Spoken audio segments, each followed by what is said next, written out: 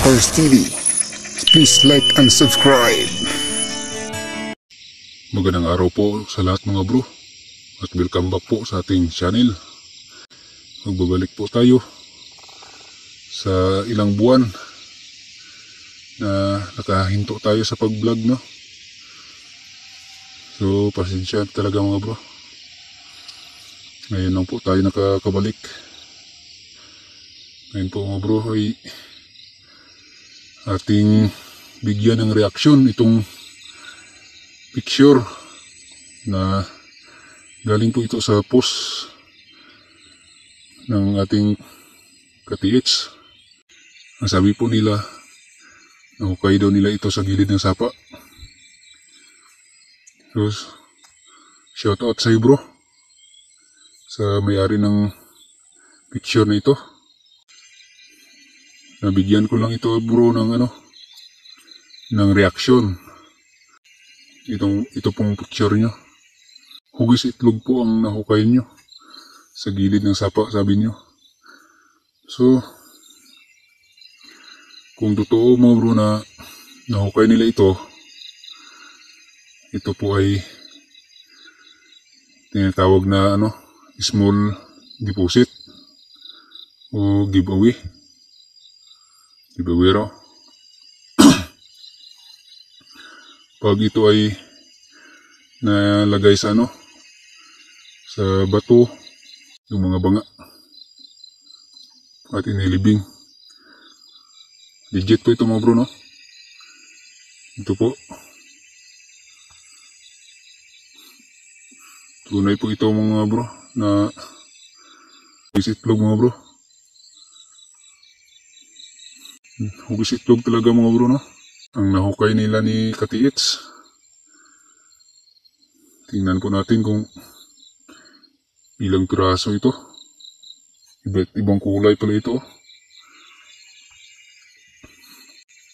Iba't ibang kulay po itong nahukay nila ni ka-TH. Ito na yun siguro kanina. Ito mga bro, no?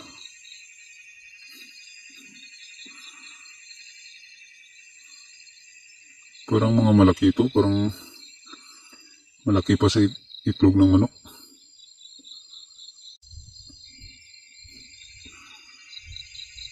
Magandang sinyalis ito mga bro kung ito ay isang nagpapahiwatig na marker.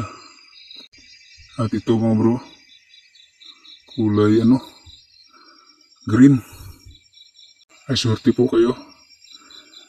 Pasuri niyo lang po ito. Dahil sa tsansya ko, may halaga po itong nahukay nyo mga ka-TH. Ito lahat. Swerte po kayo mga bro. Dahil nakahukay po kayo ng ganitong uri ng bato. Subukan yung ilawan ito mga bro. Gamit ang flashlight.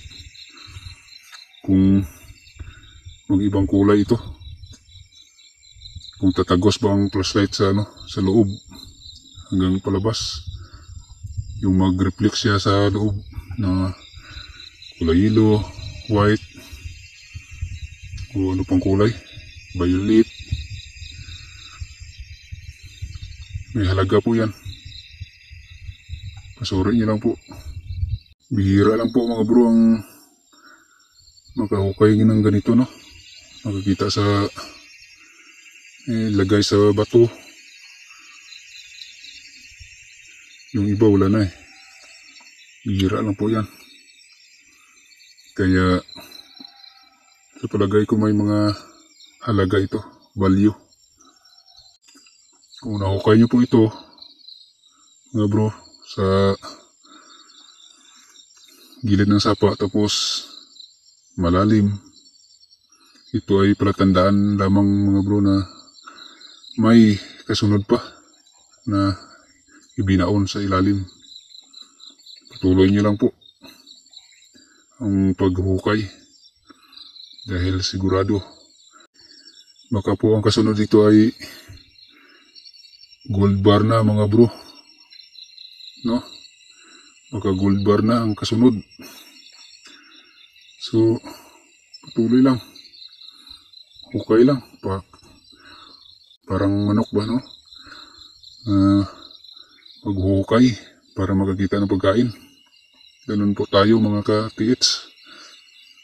Kaya, huwag maghinto sa pag-TH hanggang meron pa tayo makikita.